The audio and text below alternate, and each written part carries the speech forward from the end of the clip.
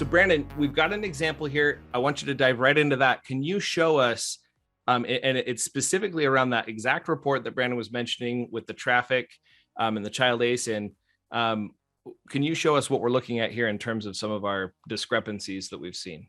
Absolutely. Let me put my shared screen here, go up.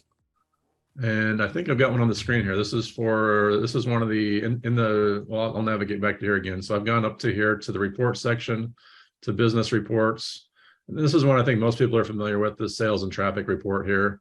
It shows you, I think the default view is to show you by day. I'm going to group it up by month and look at a longer term trend.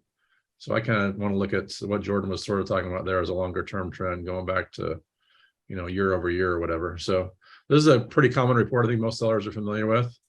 So what I've done here, again, you saw me just do it. I went to the sales and traffic, made it the date range, go back a couple of years and grouped it by month. And so we can kind of see in here, ordered product sales, break that down, B2B, page, total order items, all these little details about it. But I think we can demonstrate what I'm talking about here, but just at the order product sales column. So yeah, let me go. So one of the things I wanted to do here, and I pointed out that Seller Labs, we download this detailed page sales and traffic by child ASIN report.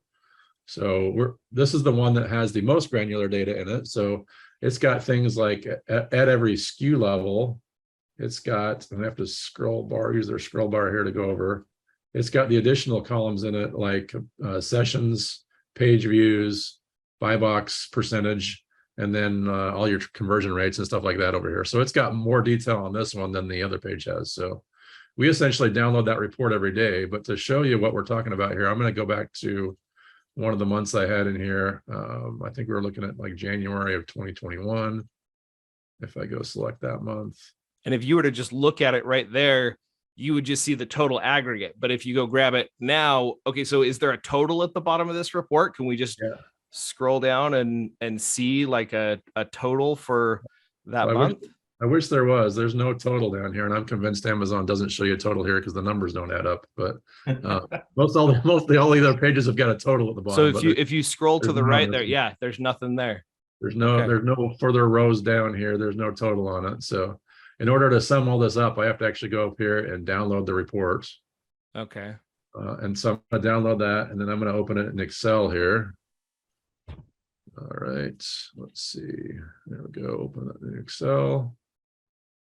Get this screen.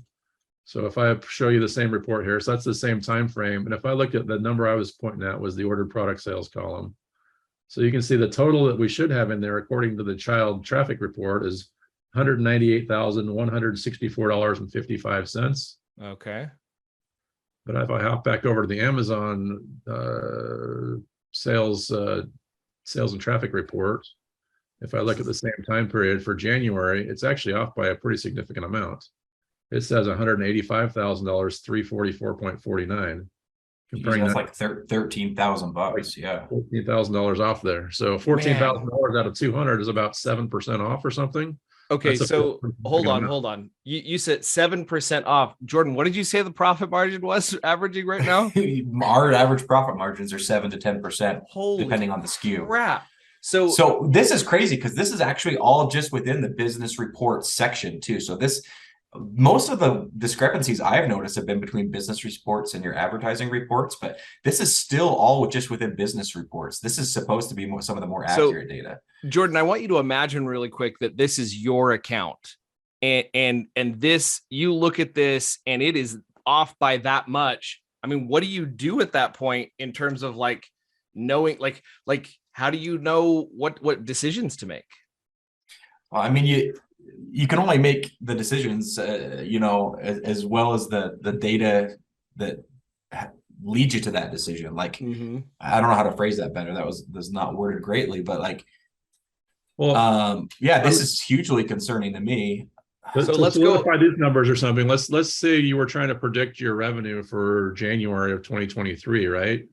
And you're looking at $185,000 here for this January and 100,000 here for this January. Like, well, what if this number was really 200 and it's showing 185? So if you're predicting how many units you need to buy or making decisions on that, then you're going to be undercutting yourself. You're in a not short, as many You're sales gonna as you be had last short. year, right? So you're not going to buy enough inventory.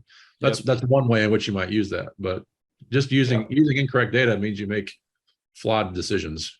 Beautiful. Yeah, I mean, you use data for everything, right? Like inventory forecasting, profitability.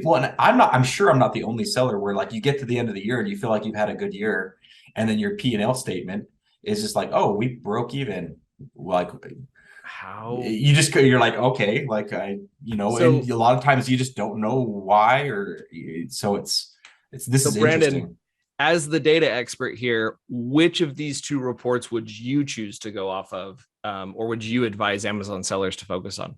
Well, so we've done some comparison on this. We dug into this one quite a lot, and we actually pulled in. So we actually have many sources of this order data. So we pull in the order data from the orders API, which is very similar to that the child report, and the numbers are much closer to the child traffic report than they are to the sales, the high level report. So what you're saying is you've done the dirty work of connecting those dots, and you would recommend that report.